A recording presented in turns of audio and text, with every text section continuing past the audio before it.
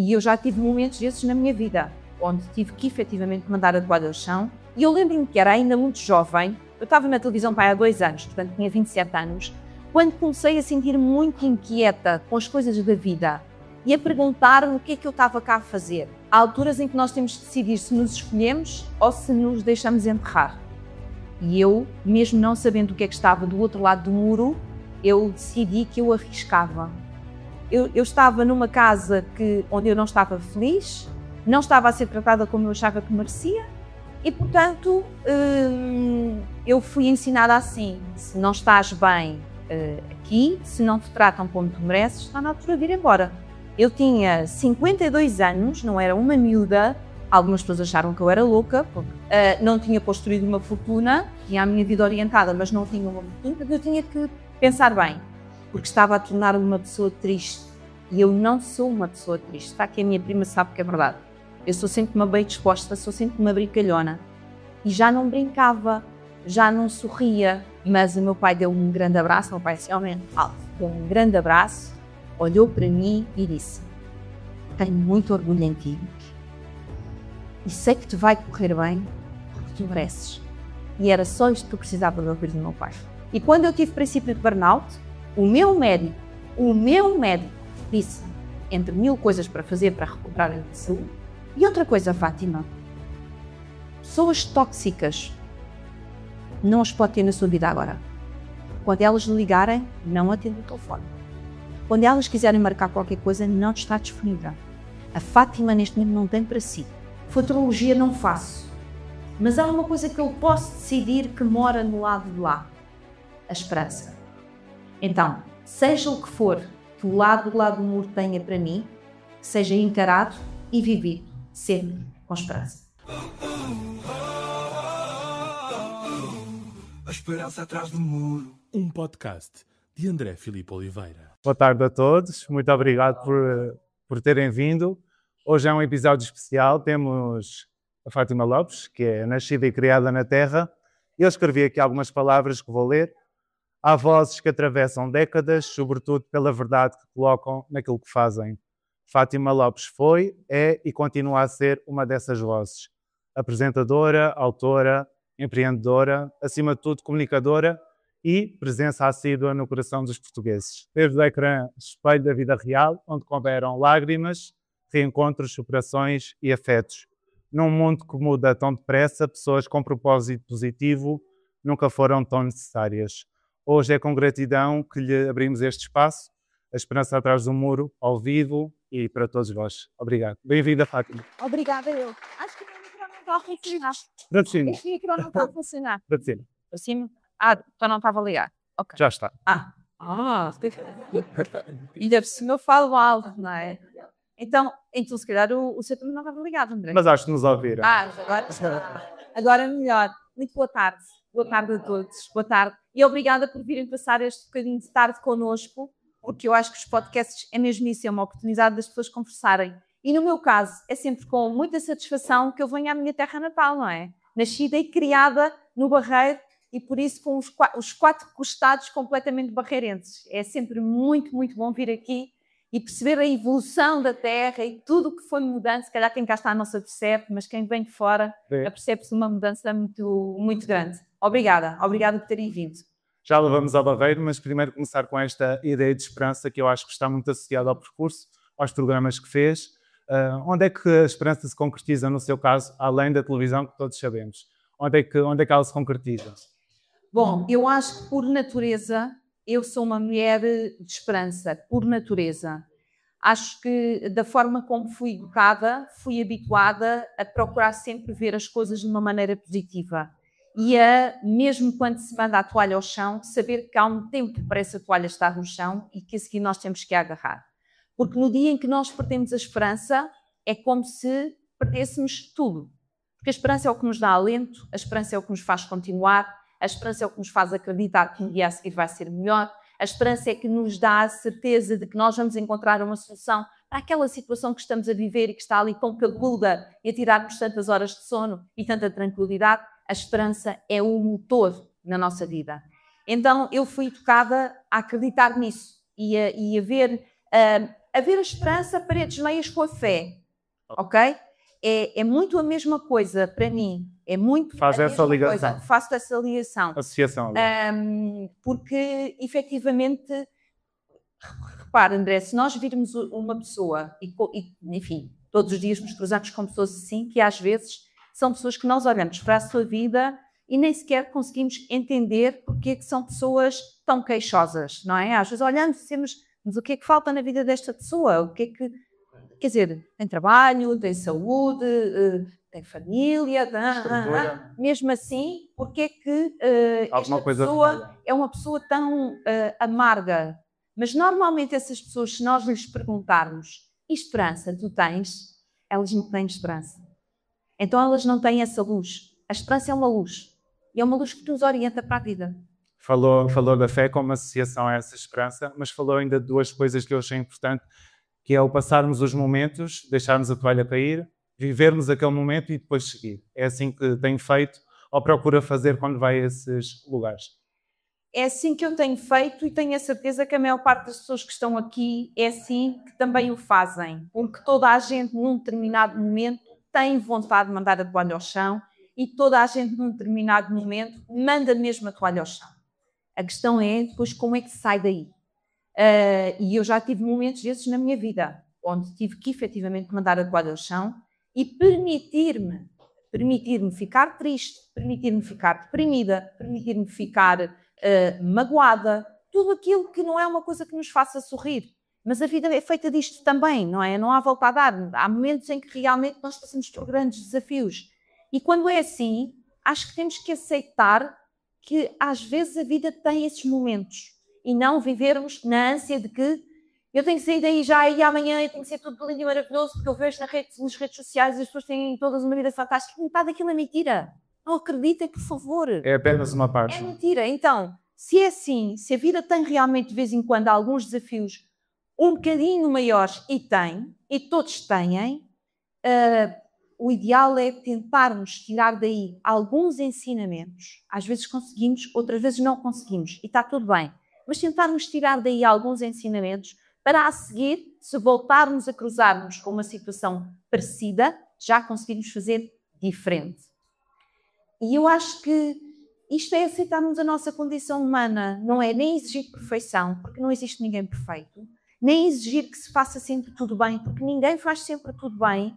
É aceitar que nós, como seres humanos, às vezes fazemos bem, outras vezes nem tanto, às vezes acertamos, outras vezes falhamos, às vezes conseguimos aprender a lição à primeira, outras vezes só aprendemos à 20ª, outras vezes não aprendemos. É o processo, não é? É o processo da vida. Ser humano, eu acho que é isto mesmo, não é? Todos, sem distinção. Mas falou de partes muito importantes, que é reconhecimento e trabalho, com certeza, que tem feito nesse sentido para melhorar-se e para também ganhar ferramentas para encarar esses processos e esses desafios. É assim que procura fazer esse trabalho com outros profissionais para... Tem sido mesmo. Ou seja, se eu olhar para a pessoa que eu era há uns anos, antes de ter acompanhamento com pessoas na área da psicologia e até pessoas na área do desenvolvimento pessoal, provavelmente o discurso da Fátima era muito diferente deste que vocês estão a ouvir.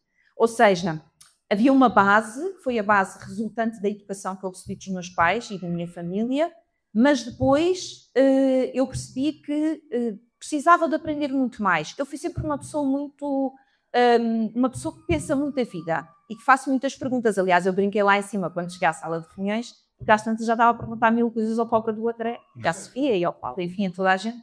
Porque eu sou bastante curiosa. Por natureza eu sou curiosa. Não sou desboneteira, isso é outra categoria.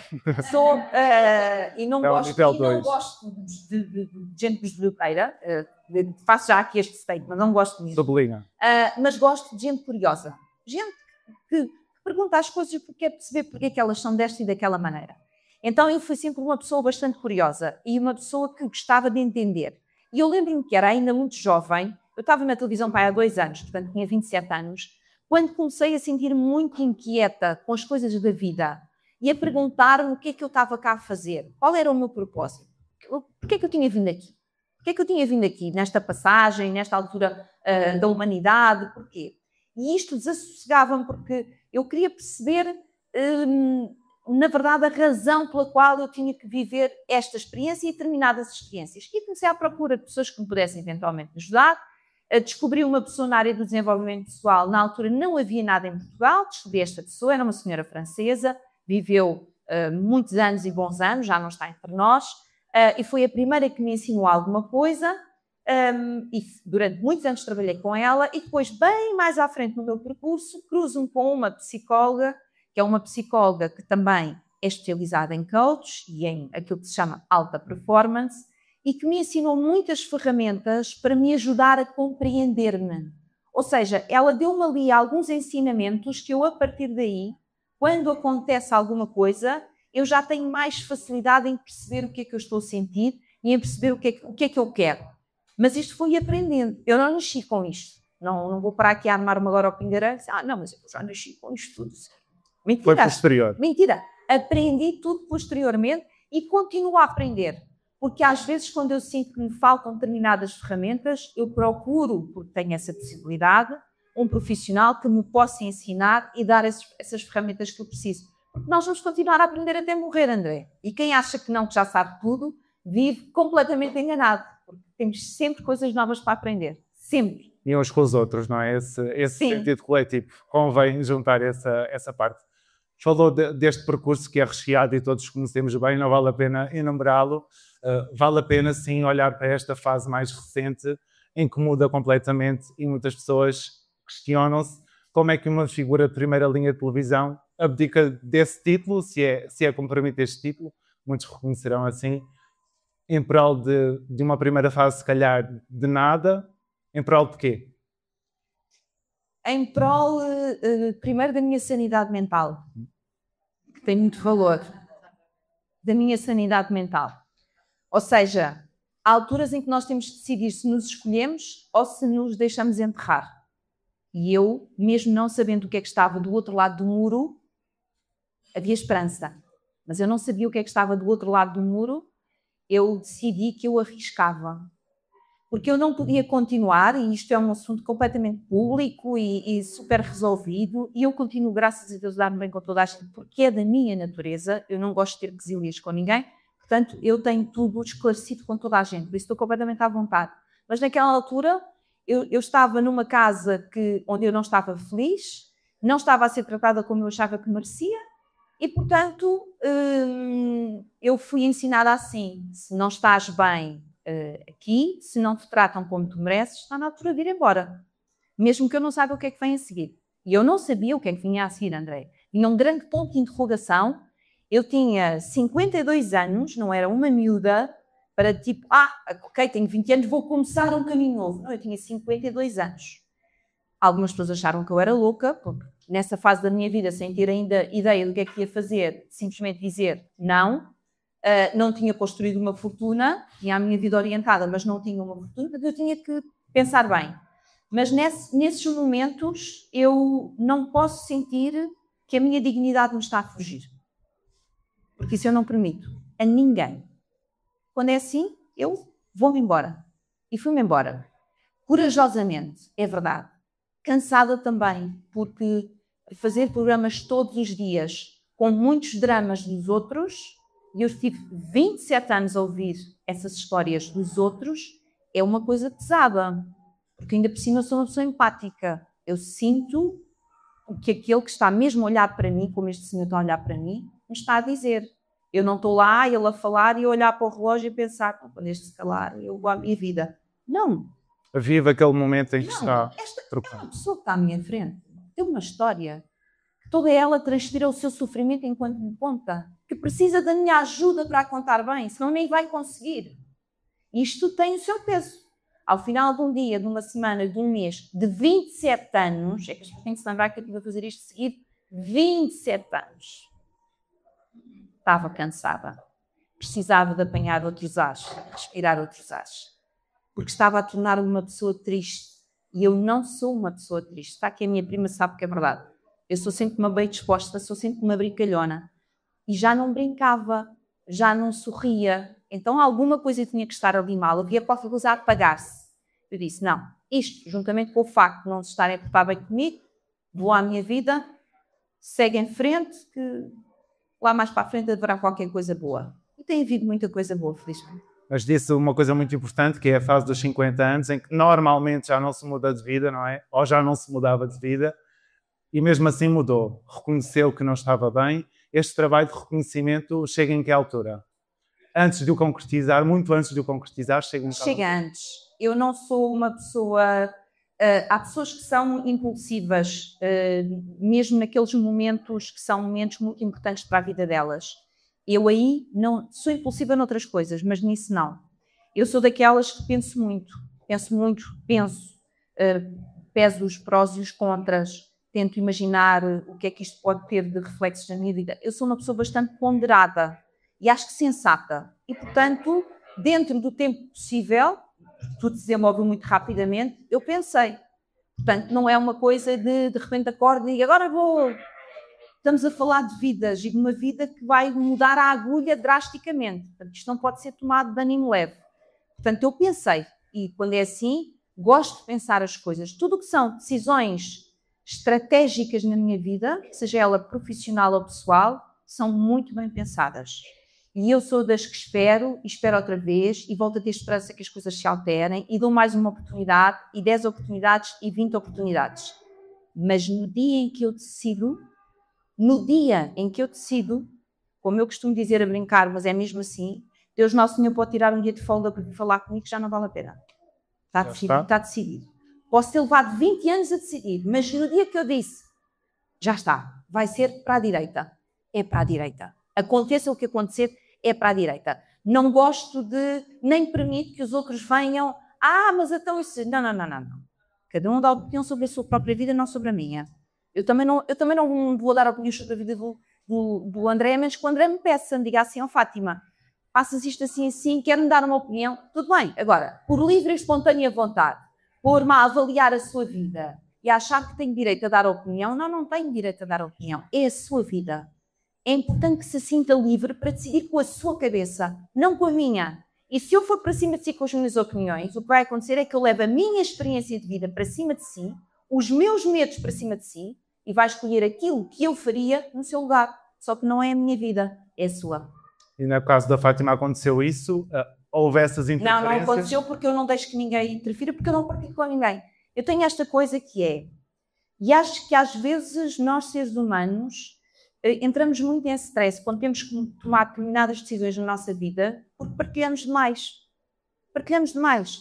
E então, ok, tenho ali um momento em que tenho que decidir se eu vou separar ou se vou sair daquele trabalho.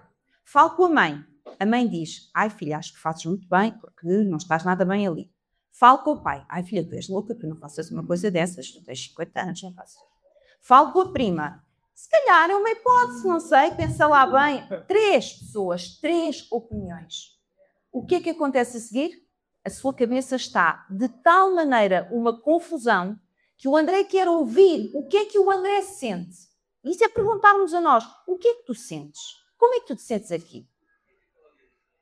Se falarmos num trabalho, como é que te sentes neste trabalho? Como é que te sentes em relação aos teus colegas, ao ambiente, à forma como és tratado? És feliz aqui? Faça as perguntas a si. E anote, eu tenho mania de escrever. Escreva as perguntas e põe ao lado das respostas por aqui. Para eu a seguir ler. Às vezes o ser humano tem que ver. Nós, temos dificuldades em algumas coisas. E eu escrevo porque às vezes tenho dificuldade em encaixar. Então, se está ali escrito por mim, eu digo, Maria de Fátima, por mais que custe, olha, filhinha, está aqui preto no branco. Lê lá porque foi escritinho por ti. Está ali. Vai lá ver porque está preto no branco. E eu aprendi isto com a minha psicóloga, o valor de escrever as coisas. Então eu escrevo. Mas eu faço as perguntas a mim. E então decido. E implemento. Quando já está implementado, quando já não há volta a dar, eu comunico com as pessoas. Eu informo. Elas não participam no processo porque não é a vida delas. E faço isto com toda a gente. Eu fiz isto com os meus pais quando saí da TVI. Já tinham percebido que alguma coisa não estava bem. Não fizeram perguntas porque sabem que eu gosto de processar. Espaço. Quando estava decidido, eu cheguei a casa dos meus pais e disse que tenho uma coisa para vos comunicar.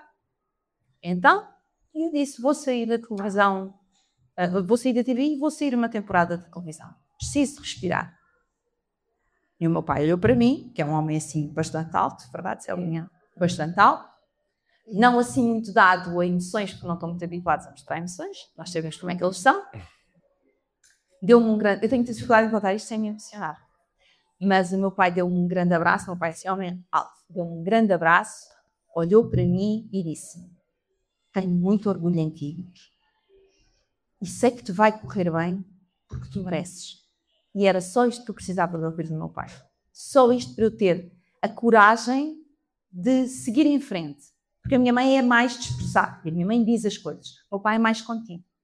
Ele dizer que confiava na minha decisão e que acreditava que eu sabia o que é que eu estava a fazer, era só aquilo que eu precisava de ouvir para ter coragem. Ter coragem para seguir o meu caminho. Pensar, vamos embora, siga para a frente. Foi decisivo. E um momento a seguir em que as luzes se apagam, sai efetivamente da televisão, chega à casa e não há o dia a seguir da televisão. Como é que foi esse dia? Não foi vivido com grande alívio. É estranho para as pessoas, não é? Estão à espera de dizer, não, a tua menina ficou deprimida, no dia a seguir não tinha a televisão, e a televisão, e a televisão. Eu respirei de alívio. Primeiro eu precisava mesmo de sair. E, portanto, foi tipo, agora eu não preciso de ir para ali, não sei o que é que vai ser, mas não preciso ir para ali, e agora eu tenho que me reinventar. E é muito engraçado, eu tenho um grande espírito de sobrevivência, é da minha natureza, e sou bastante trabalhadora. Como não tenho medo de trabalhar, portanto, não tenho medo de agarrar oportunidades, não tenho medo de procurar oportunidades, não tenho medo de pedir oportunidades. Quando as pessoas me dizem assim, mas tu pedes uma oportunidade, mas tu és a Fátima Lopes, e então, se é uma coisa que eu nunca fiz, se calhar se eu não disser àquela pessoa que eu quero experimentar, ela nunca me vai dar uma oportunidade. Então não custa pedir, dizer, olha, dá para arriscar, deem-me esta oportunidade de fazer este trabalho, se não correr bem, não voltamos a fazer, ou se não correr bem, não pagam por este trabalho, mas deem-me uma oportunidade, deixem-me ver se eu consigo fazer. E foi assim que eu fiz estes 4 anos, a experimentar coisas novas e a tirar-me para sítios onde eu nunca tinha ido. E como é que correu?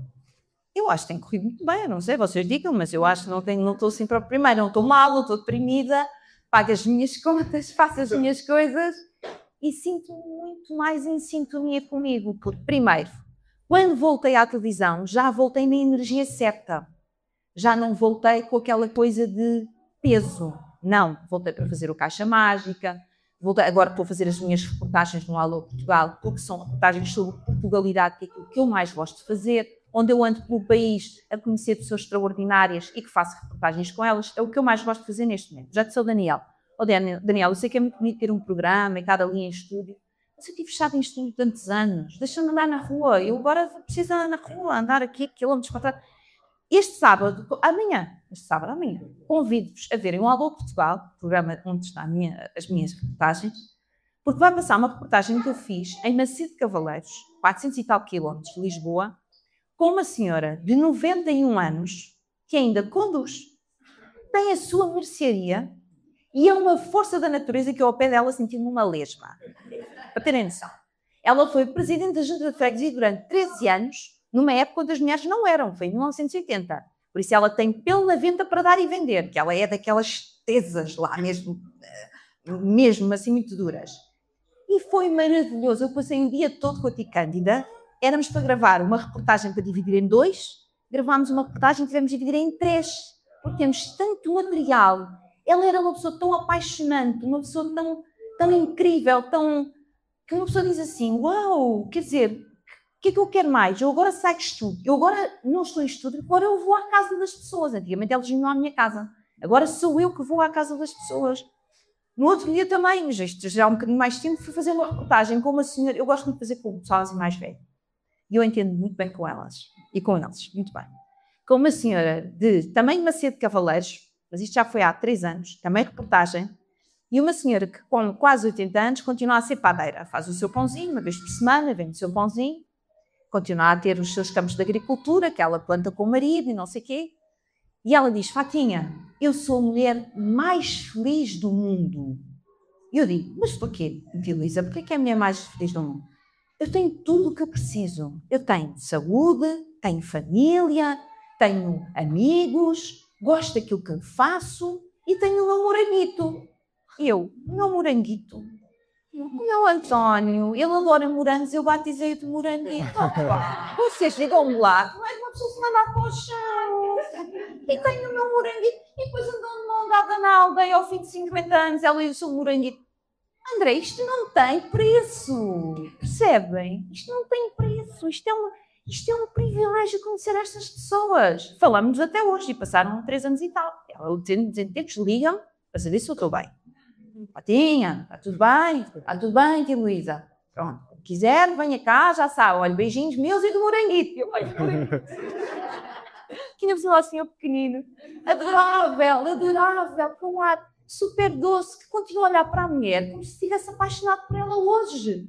E eu olhei para aquilo e pensei, ai, meu Deus, isto é uma história daquelas que nós vemos no filme, mas que aqui existe tanto amor naquela casa, uma casa super humilde, mas com tanto amor, uma coisa linda. Pronto, é isto agora que me faz, já perceberam, vou-me calar. É esse espaço para conhecer os outros e essas realidades que bebia de outra forma, agora vai beber junto delas e ver outras realidades que acho que nem sempre o estúdio permite, e foram muitos anos, de facto, 27, entretanto outras coisas, conferências, continuam os livros, o Amor Mora no Andar de Cima, mais recente, de fevereiro, que toca aqui num tema que infelizmente nos toca a todos, também ao país, o tema da violência doméstica, e tem passagens fortes, especialmente quando tentamos intervir e não nos é possível, não é? Assistirmos de forma mais direta, mas sem a possibilidade de mudar aquela realidade. A Fátima alerta-nos para isso neste livro, e mais do que nunca este tema é importante, olhando para os números que acontecem no nosso país. Foi isso que motivou esta história, esta escrita? Este livro aborda muitos temas, entre eles o tema da violência doméstica é um dos temas. É um tema ao qual eu é um tema que eu já abordei mais do que uma vez noutros livros.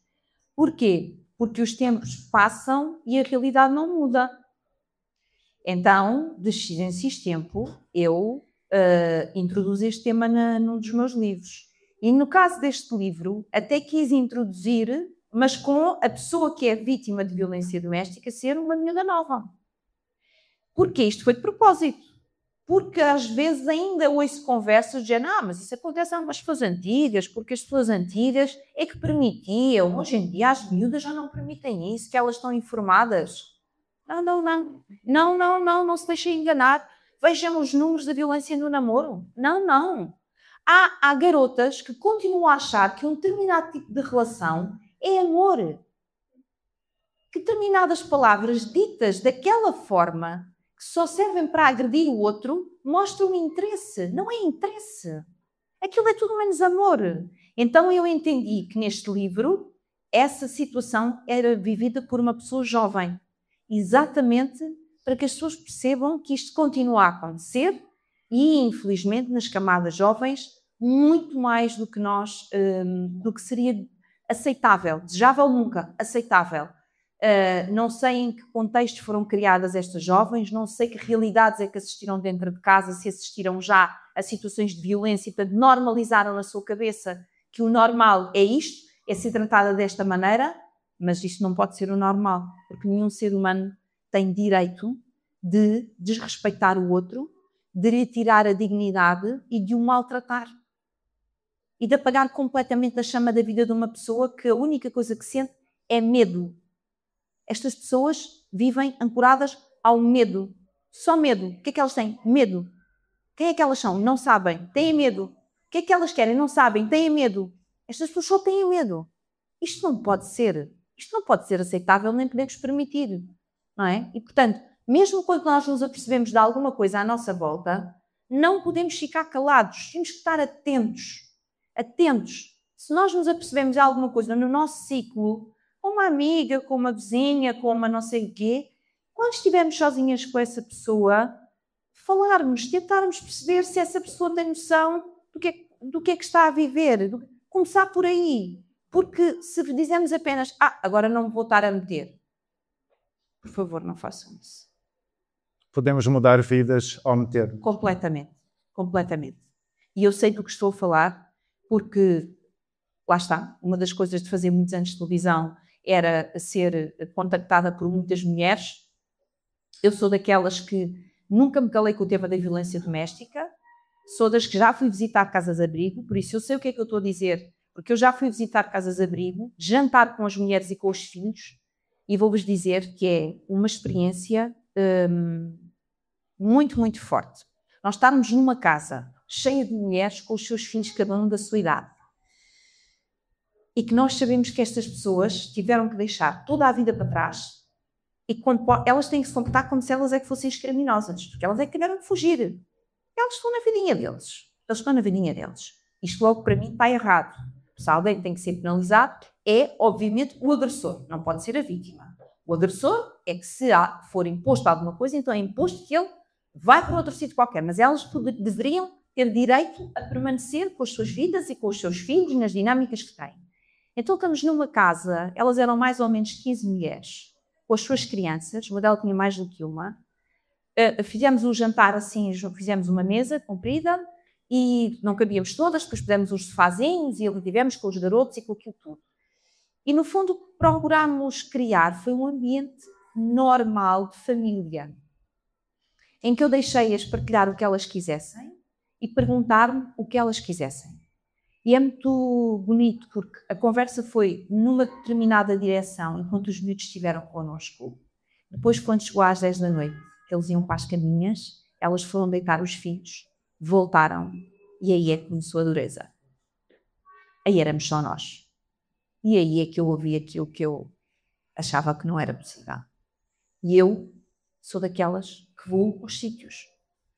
E acho que se calhar alguns, não só governantes, mas alguns magistrados e algumas pessoas ligadas à justiça, se passassem por uma casa-abrigo e ficassem lá a ouvir estas pessoas e a ver as marcas psicológicas, emocionais e físicas, porque muitas têm cicatrizes em todo o lado que é impossível não ver, estão deformadas por alguma coisa que alguém lhes fez, talvez assim, finalmente, aceitassem mudar as coisas e tivessem uma mão mais pesada para esses agressores. Porque eu teria a mão mais pesada do mundo. Eu nisso sou terrível.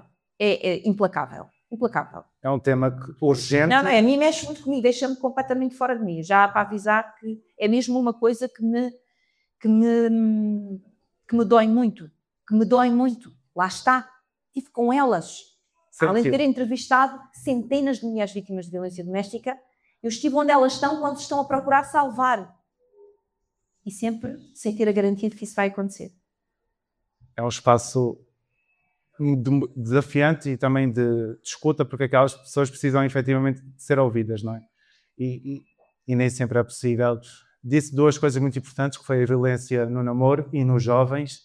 A Fátima é de resto mãe de 2 adolescentes, um mais novo até. Mas já é adulta, não é? Mas já é adulta. Chama adolescente, ela tem 25 anos. Mas tem um adolescente em casa. Tem um adolescente. Rapaz, Sim. E sabemos que esta é uma temática, é uma violência de género contra as mulheres. Como é que faz esse trabalho em casa de alerta? Eu acho que o melhor trabalho que se pode fazer é o exemplo. O melhor trabalho é o exemplo. Primeiro, o exemplo de como é que se comportam os homens da família. Isso é muito importante. Ele vai beber muito àquilo que ele vê. Se ele vir um avô que maltrata a avó, não é um bom exemplo. Se ele vir um pai que maltrata a mãe ou a companheira ou o que for, não é um bom exemplo. Se ele vir nos tios que um tio maltrata a tia, não é um bom exemplo. Portanto, tudo, eu diria que grande parte do trabalho é o exemplo que nós nos damos. Eu não posso dizer a um garoto, tens que tratar muito bem a tua namorada, e ele assiste em casa a situações onde o desrespeito entre o pai e a mãe são totais. Não vai acontecer. Ele vai replicar exatamente aquilo que viu. E depois, há que conversar sobre as coisas. Há que conversar sobre as coisas. Sempre. Sempre. Há que conversar sobre as coisas. Há que perguntar coisas. Que dúvidas é que lhe chegam? Não é que ele me coloque muitas dúvidas. Talvez porque está naquela idade onde os miúdos não gostam de perguntar muitas coisas, mas onde dá para nós fazermos um diálogo com eles e para, no fundo, às vezes sermos nós a perguntar algumas coisas, não é? E outras vezes não se pergunta nada. Faz-se uma conversa à mesa que não é com eles, mas é de propósito, é só para eles ouvirem. Quantas vezes a conversa eu faço-a eu com o meu companheiro? E não é para o Filipe a conversa. Teoricamente não estou a englobar o Filipe, não é? O Filipe está lá. Não é? A Bia não, que já não vive connosco, mas está lá o escuta. Eu estou a fazer conversa com ele. Eu não estou à espera que ele participe. Eu só quero que ele ouça aquela conversa. É só isto. Não lhe pergunto nada, não sou invasiva, não digo, então e tu? E nem aconteceu. Vai não ter, nestas idades, são muito ciosos do seu universo, e eu compreendo. Portanto, como sei que não vou ser bem sucedida aí, o que é que eu faço? Faço que a conversa não é para ele. É só entre nós dois adultos. Estamos a conversar sobre uma coisa qualquer. Sobre uma história de violência no namoro, por exemplo. Estamos a conversar. Ele está a ouvir. Nesta idade, eles são uma esponja. Absorvem tudo. E eu só quero que ele absorva. Mas esta questão dos jovens rapazes olharem cada vez mais para a violência como um recurso, ou até normalizarem-na, como é que faz esse alerta? Estima-se que há efetivamente uma camada de jovens rapazes a aderirem a estas mensagens de maior violência, contra as mulheres também. Como é que fazes este alerta em casa? O que está a acontecer, não é? De novo, André, falando das coisas.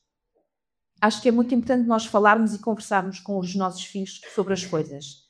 A linguagem da violência neste momento está tão normalizada, os miúdos veem tanta coisa violenta na internet que já nem reagem. Aquilo é só, e depois aquela pessoa morreu. Morreu. Já não. Ou seja, vamos atingindo um tal nível de tolerância que depois já é muito difícil tocar-lhes ali em alguma coisa. Por isso, só há uma maneira, é nós falarmos das coisas, é nós tentarmos que ele se coloque no lugar do outro. Ou seja, a empatia é efetivamente uma ferramenta muito importante. E hoje o que nós notamos é que muitos jovens não têm a capacidade empática desenvolvida. E como é que isso se faz? Treinando, ensinando-nos, falando sobre isso, dizendo o que é que tu sentias sobre isto. E se fosses tu? Não é? Quando os meus às vezes vêm com aquelas reações, porque eu matava, eu esfolava, eu acontecia, não é? Às vezes estão assim a conversar entre eles aquilo, matava, acontecia, esfolava, não é? Eu quando é assim digo só assim, sim, então olha, e se fosse a tua mãe? Gostavas? E se tu estás a dizer que vais para aí fazer? E se essa pessoa fosse a tua mãe? Mas não é. Mas se fosse a tua mãe? Parece que não ouviram. Mas ficam a pensar nisto. Fica lá. Acho que é importante. Nós temos que acreditar que fica lá. Nós temos que ter esperança que fica lá. Porque senão nós desistimos. E hoje nós pais temos uma tarefa muito dificultada. Porque enquanto na nossa geração na minha não é do André, obviamente, mas era um tipo de educação onde não nos era permitido questionar as coisas.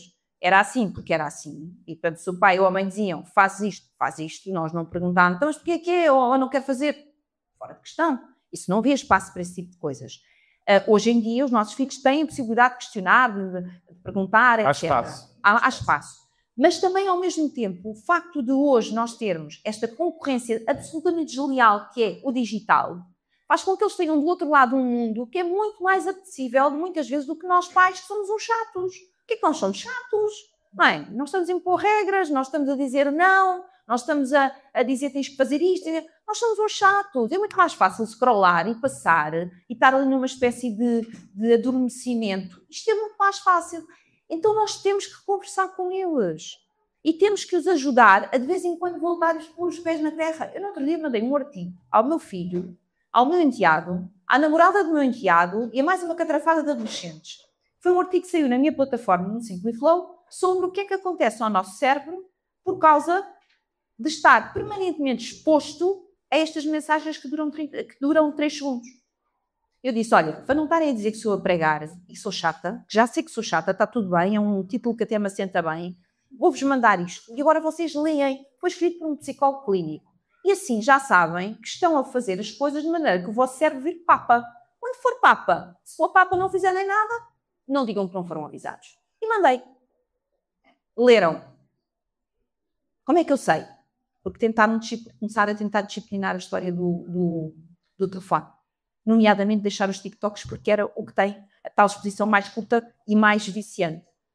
Temos que dizer alguma coisa, temos que falar. As pessoas dizem assim, mas por que estás a falar? Não está a ouvir, não me interessa. Minha mãe também falava às vezes e eu também fazia que não estava a ouvir. Mas estava. Mas fica qualquer coisa. Tem que ficar, quer dizer, tem que ficar. Não me tirem a esperança de que vai ficar. Eu quero acreditar que vai ficar. O que eu não quero é desistir de um filho ou de uma filha, porque dá muito trabalho hoje em dia. Dá infinitamente trabalho. Eles às vezes são saturantes. Mas são nossos. E não se puseram no mundo para desistir deles. Dá mais trabalho? Dá. Pinta-nos mais um cabelo uma vez por mês. Já não dá menos. É assim. Mas amo mais que tudo na vida. Ele e ela. Olho para ela hoje e digo, valeu a pena. E no outro dia ela disse-me uma coisa com graça. Diz-me ela, mãe, não te estejas a matar, a dizer ao Filipe para estudar. Mãe, não te estejas a matar. Olha, quando era eu, isto é engraçado porque depois aí nós vemos a passagem do tempo. Quando era eu, tu vinhas e pregavas, e me dizias, ei, Cristiana. Oh, mãe, olha, nem tinhas acabado de falar, já tinha saído tudo. Estás a ver? Tudo. Mas a verdade é que eu agora olho e vejo que ficou cá. Porque quando eu estava no 10º ano e comecei a estudar o que estudei sempre até aí, percebi que não me ia safar e que não ia para lado nenhum. E foi aí que eu abri os olhos. Por isso, tens que esperar que ele se desperte ou que acorde para a vida e só tens que ir pregando, mesmo que te pareça que não fica lá nada. Vai sempre ficando uma migalhinha. Eu agarrei-me a isto. O que é que isto é? Esperança? Não estamos a falar de esperança. Isto está a correr bem, não é? Eu acho que está. Acima de tudo, acho que é aquilo que a mim mais me preocupa. É que eles sejam boas pessoas. Mais do que serem profissional, sejam boas pessoas. Isso é o que mais me preocupa. A base está lá. Isso é o que mais me preocupa, é deixar bons filhos no mundo. É o que mais me preocupa. E ela, acho que é uma amiga fantástica, tem um ótimo coração, é muito, muito trabalhadora, também não tinha que ser preguiçosa, porque nem eu sou, nem o pai é, portanto, mas é muito trabalhadora.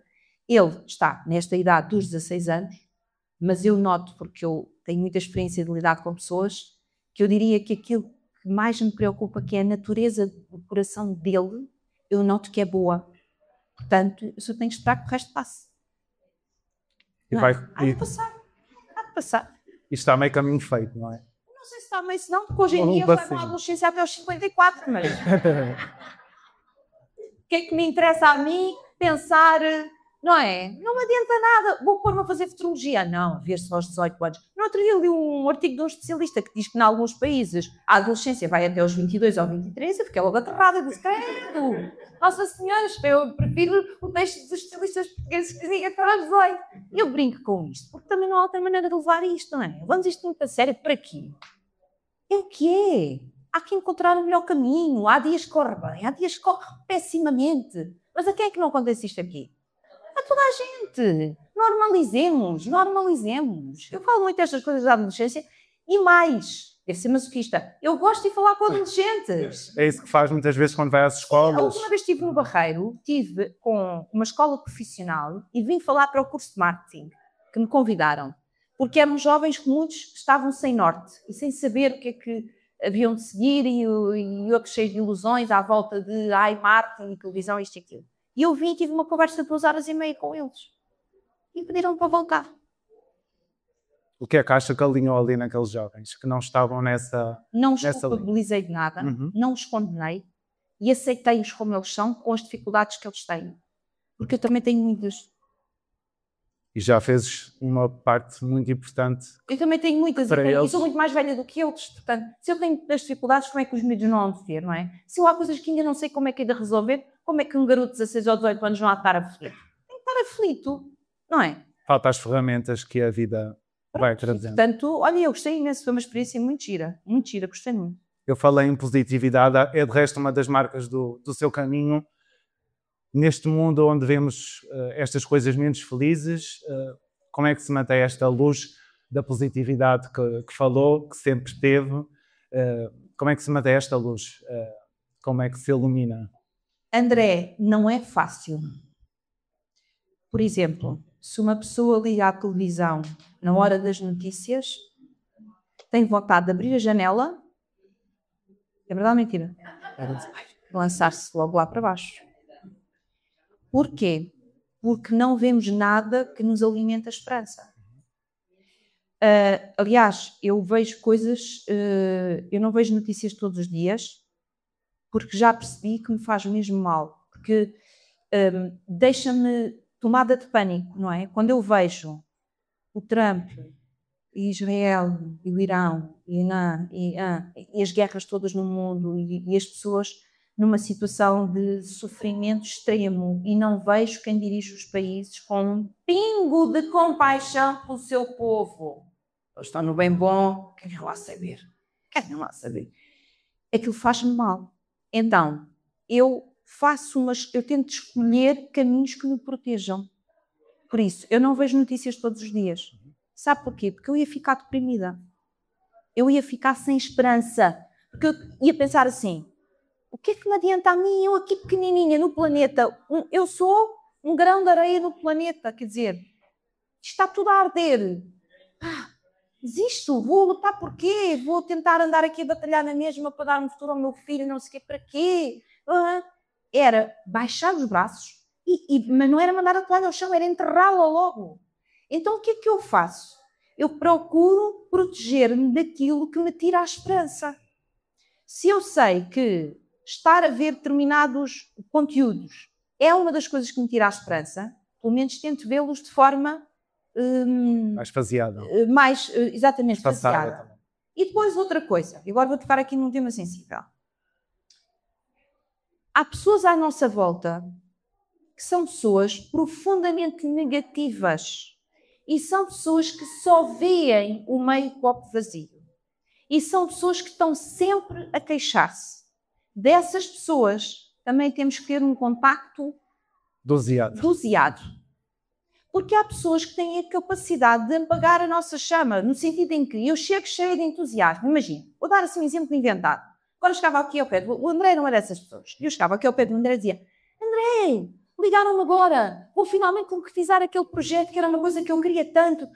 E eu aqui, cheio de, em alta, estou para cima, toda contente. E o André diz assim, Fátima, mas tens a certeza que esse projeto faz sentido nesta altura da tua vida? Já tens não sei quantos anos, então agora é que vais pôr a experimentar uma coisa nova. Olha, se calhar o público não vai gostar disso. Se calhar não vão entender. Isso é capaz de ser uma coisa negativa para a tua vida. Em minutos, matavas a minha paixão. Eu saía daqui, em vez de celebrar, saía daqui a dizer, que grande asneira, se calhar não devia ter metido naquilo, se calhar já passou o tempo e eu não estou a ver que aquilo não é bom para mim. Porque há pessoas que parece que, eu não digo que façam isto com intenção, atenção, há pessoas que fazem com intenção porque são más, mas isso, vamos pôr essa categoria de lado. Há pessoas que não percebem que isto tira a esperança ao outro. Quer dizer, se têm essas coisas todas, não digam. Façam só perguntas que permitam eventualmente ao outro refletir sobre aquilo, do género, sim, olha, mas isto é tão bom porquê? Mas é diferente, façam perguntas, que se calhar essas perguntas o outro de repente sim. Por acaso com esta pergunta pensei aqui num aspecto que eu não tinha ainda avaliado. Não lhe tirem a capacidade de sonhar, por favor. E eu, com essas pessoas que são assim, dose muito controlada da presença delas na minha vida. E não me sinto culpada por isso, nem me sinto má pessoa por isso. É uma escolha consciente. É uma escolha consciente. E quando eu tive princípio de burnout, o meu médico disse-me, entre 1000 coisas para fazer para recuperar a minha saúde, burnout é esgotamento. Quando eu tive o princípio de esgotamento, o médico disse, bem, agora vamos implementar aqui tudo o que a Fátima antigamente fazia para cuidar de si, que agora não faz, blá, blá, blá, blá, blá, blá, e termina com isto. Por isso eu sinto-me à vontade com o que eu estou a dizer. E outra coisa, Fátima, pessoas tóxicas não as pode ter na sua vida agora. Quando elas lhe ligarem, não atenda o telefone. Quando elas quiserem marcar qualquer coisa, não está disponível. A Fátima neste momento não tem para si. Portanto, não precisa ao lado de pessoas que lhe tirem aquilo que já não tem. E aquilo ficou na minha cabeça. E quando há alguma altura em que eu não estou propriamente famosa ou bem, e o meu telefone toca, e eu sei quem é aquela pessoa, que vai estar 15 minutos a queixar-se, eu dou visto e ignorado com sucesso. Com sucesso. E não atendo. Então, pois se eu não estou bem para mim, para que é que eu vou ouvir aquela? Para ficar a seguir pior? Não. Muita consciência. Quando eu estiver bem, se é uma pessoa de que eu gosto muito, então eu vou ligar. E se eu puder, normalmente o que eu procuro é tentar que as pessoas mudem a cabeça delas. Fazer diferente. Eu sou daquelas que estou sempre a pregar. Sempre a pregar. Eu até brinco. Estou sempre a evangelizar o positivo. Sempre a evangelizar o positivo. E procuro que as pessoas faz vejam falta, não é? o lado positivo, e procuro que elas vejam alguma coisa que correu Melhor. Ainda esta semana aconteceu com a minha mãe, um problema de saúde, de pele. E a minha mãe, que chatice, estes tratamentos, isto é tão chato, leva imensas horas, blá, blá, blá, blá, blá. E disse, mãe, olha para a tua pele hoje e olha o que era a tua pele há 2 dias. Está melhor. Mãe, está muito melhor. Pronto. E a minha mãe é uma pessoa super positiva. Eu aprendi a ser positiva com a minha mãe. Ela é super positiva. Mas naquele momento teve estou cansada. Disse, não estás cansada porque há 2 dias estava muito pior. Por isso vais-te focar no que já melhoraste, que é para melhorares mais a seguir. Ouviste Maria Amélia? Quando é assim, Maria Amélia. É uma polência. Ouviste Maria Amélia? E ela ouviu, filha. E houve mesmo. Então, isto são pancadinhas de amor. Isto é só amor, não é? Isto são só pancadinhas de amor. Como é que ela não ouve? Tem que ouvir. Eu também ouço isso quando é ao contrário. E houve mesmo. Também falou da televisão como um consumo negativo, que muitas vezes nos leva a esse lugar. Que grelha faria hoje se tivesse esse poder? Sei que nunca teve nesses lugares de decisões. Nem ambiciono. Não ambiciono nada mandar em nada na televisão. Mas para lá de mandar, impactar aquilo que os outros podem ver, a Fátima é de resto uma pessoa positiva, que grelha que faria para devolver esse positivo? Se pudesse, 2/3 dos programas que estavam na televisão eram programas positivos e programas que mostrassem coisas boas às pessoas. Portugal tem pessoas extraordinárias, sítios e coisas extraordinários, projetos lindos e únicos no mundo. Onde é que isso está em televisão? Onde é que está? Era isso que eu mostrava às pessoas. Não só de pessoas portuguesas, porque hoje nós somos uma mescla de várias culturas, de vários países, de vários cidadãos, somos de todo o lado. E também essas pessoas, muitas delas, estão a fazer coisas diferentes, novas, a acrescentar coisas à nossa cultura. E também há que mostrar. Isso é uma forma também de as acolher. Porque quando nós imigramos, também gostamos de ser bem acolhidos. E gostamos que olhem para nós e que nos deem uma oportunidade e que nos tratem com dignidade. A mesma coisa ao contrário. Obviamente que estou a falar das pessoas de bem, não é? Não estou a falar de humanidades, estou a falar de pessoas de bem. Mas quem muda para a procura de uma vida melhor, certamente vem por bem. Sim, e essas pessoas às vezes também fazem coisas extraordinárias, mas não têm palco. Porquê é que as televisões não mostram essas coisas que estas pessoas fazem? Tem alguma resposta? Não é? Não tenho resposta. Eu acho que é assim, no dia em que uma das televisões se atrever a fazer, a virar a página e a começar a fazer mais coisas positivas e ter a persistência de continuar a transmiti-las, mesmo que não tenha audiências, porque as pessoas neste momento estão viciadas no negativo. Se eu lhe der uma coisa boa, elas não vão ver, mudam de canal. Eu tenho esta noção. Se eu der uma coisa muito positiva, elas dizem, não tem desgraça. Muda. Não vou dizer qual é o canal, toda a gente sabe. Muda. E ficam lá, a espetar facas, a chorar, a não sei o quê, a lamentar, e mais o outro que se estampou e cortou 4 pernas e não sei o quê. Pronto. Ok, tudo é uma opção, uma escolha. As pessoas não viram todos deprimidos. Também fizeram para isso. Pronto. O que eu digo é, quem um dia virar a página tem que saber que vai ter que esperar que o público um dia experimente. É como uma pessoa que nunca comeu uma comida, ok? Come todos os dias a mesma sopa. E eu ponho ao lado uma sopa diferente e ela diz, podes levar que eu não gosto. E no dia a seguir eu volto a pôr a sopa e ela diz, podes levar que eu não gosto. E um dia farta diz, deixa-me experimentar esta sopa. Se calhar experimenta e diz, então não é que até é boa. E tem que ser isto. O público vai ter que ser isto. Até as pessoas experimentarem outras coisas e perceberem que até é bom. Que até é bom chorar de felicidade, porque vimos alguém conquistar uma coisa. Que até é bom vermos uma coisa bonita. Se calhar na terra delas e elas não sabem que existe. Até é bom. Olha, não é que me dá mais esperança? Parece que sim. Acha que é esse o caminho que se vai fazer? Mas eu, como nunca vou ser diretora de programas, olha, não sei, não tenho muita esperança. Mas pode passar a mensagem. Não é? Está a fazer. A mensagem faz a vir a dizer isto aos meus diretores, ou já nem me podem ouvir. Ui, eu estou sempre a dizer, Daniel, dá-me o que tu quiseres, desde que seja positivo. Já sei, coisas negativas não queres fazer.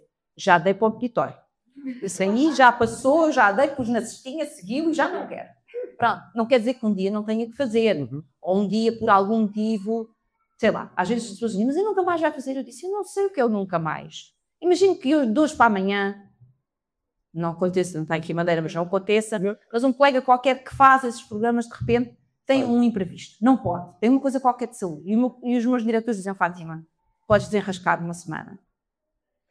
Eu não vou deixar os meus diretores na mão, principalmente porque eles tratam bem, eu gosto deles. Portanto, e vou e faço. Não é por aí. Agora, gostava que a linguagem fosse realmente uma coisa mais positiva, que ajudasse as pessoas, que as fizesse sorrir mais. Vamos sempre todos são. O que é que a faz sorrir? Olha, pessoas simpáticas para me ouvir, é suficiente para me fazer sorrir. Não é preciso assim nada muito especial. O que é que me faz sorrir? Isto faz-me sorrir os palhaços dos meus filhos, porque têm os dois muito sentido de humor e têm mesmo sentido de humor. E, portanto, são muito divertidos e eu rio-me imenso com eles. O que é que me faz sorrir? Olha, cheguei aqui e vi a minha prima, fiquei toda contente, a minha priminha Célia. Pronto, não é preciso assim nada de especial. Não é preciso nada do outro mundo, não é? O simples. Acima de tudo, as coisas com afeto. As coisas com afeto fazem-me sorrir. Eu sou uma pessoa muito afetuosa. Chegámos aqui ao fim do nosso tempo e eu lanço sempre o repto à pessoa convidada para refletir sobre o nome deste podcast, A Esperança Atrás do Muro, e eu estou ansioso para ouvir a reflexão da Fátima, embora já tenhamos pontuado aqui esperança por esta conversa toda ela. Eu vinha no caminho a pensar nisto, André. A Esperança Atrás do Muro. Eu já acho o nome do podcast muito bonito. Os meus parabéns. Obrigado. Muito bonito. E eu vinha no caminho a pensar assim. Realmente, nós nunca sabemos o que é que está atrás do muro, não é? Nós não sabemos. O que é que mora atrás do muro? Mora uma realidade melhor? Mora uma realidade pior? Mora alguém para nos ajudar? Mora alguém para nos prejudicar? Mora um desafio? Não. O que é que mora no lado de lá? Eu não sei. Futurologia não faço. Mas há uma coisa que eu posso decidir que mora no lado de lá. A esperança. Então, seja o que for que o lado do muro tenha para mim, que seja encarado e vivido sempre com esperança. Será feito.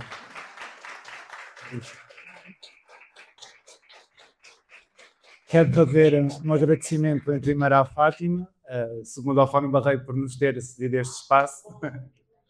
À Adeline. Muito obrigada. À Adeline pela exploração que nos permite ter esta conversa num cenário mais bonito. E a todos vocês. E agora este presente do nosso girassol para a Fátima. Oh, que lindo, obrigada. Muito obrigada. Gosto muito de flores. Já agora vou deixar. Gosto muito de flores, muito obrigada. Obrigada por mim, tão lindo. Obrigada a todos. Mas dizer já agora para ficar isto no currículo, André. Fica. É a minha primeira participação num podcast ao vivo. Que bom. Então, vocês fizeram uma história na minha vida, ok? Lembrem-se disso. É a primeira vez que eu participo num podcast ao vivo e na minha terra natal. Uau! Portanto, eu já vou daqui com o coração cheio, já não preciso mais nada. Muito obrigado.